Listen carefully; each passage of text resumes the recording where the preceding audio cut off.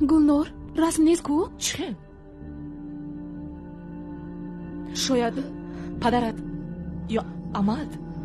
نه آنها به کارهای من دست نمی‌رسانند. آها من میدونم این کاری کیست. نخواد که خودت موندگی مرس میشه ما را بدزدم. سنگلی من میدونم که این کاری توست.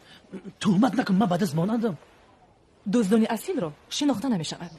یکی دا گفتن نمونه که تمام دزد روزانه همین منطقه را من میشناسم. در کار شاکو ای تای زمین رسمت آورده میتیم. با چه قیمتی که باشه میخرم. لیکن گلنارا فقط من تهمت نکن تمام. من میدونم که این کاری توست.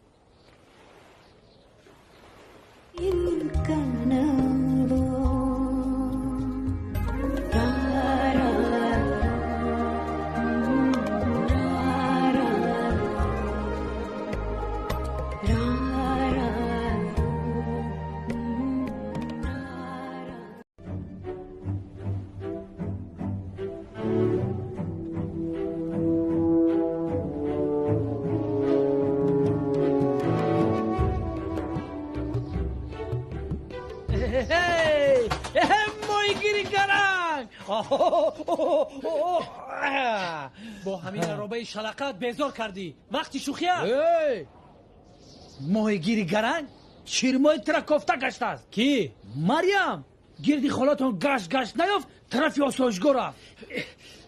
تشکر. برگوشه فو بوی لقمایی میکنی. تشکر سنگلی. گلمایی مگجه دا بوشاور. میدونی چی؟ من یک گپ رو به شما گفتنیم که راستی گپ شما با من مقاله که جوشه گپ میزنی. گلندوم گل نزار. گلندوم همین گلی من نگیرید خواهش میکنم. گلندوم گل ما پچه گنده نیستیم که گلندوم. گلی جان همین گله بگی خواهش میکنم. حالیم گشتی از خفای مریم. گلمای از کل دوگونه مریم میدونی؟ شب روز از خفای من میگرده که یک بار قطعش گفتگو کنم یا گپ زنم. عموما اهمیت نمیتیم. تو باشی گشتی گرنگ از خفای وای.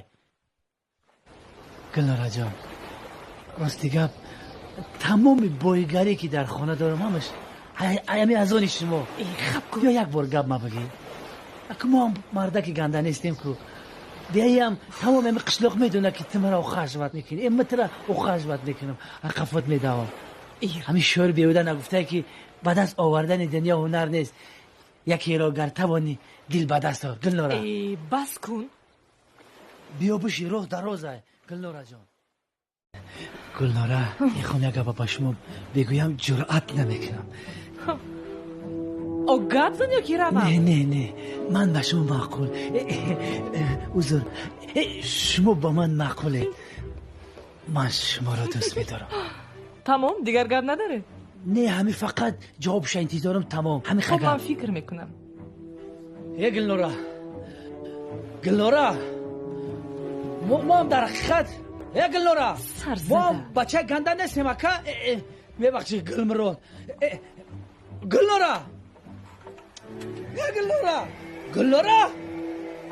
بس تو بالا را میبرم.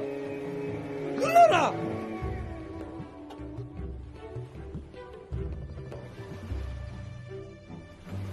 گلنارا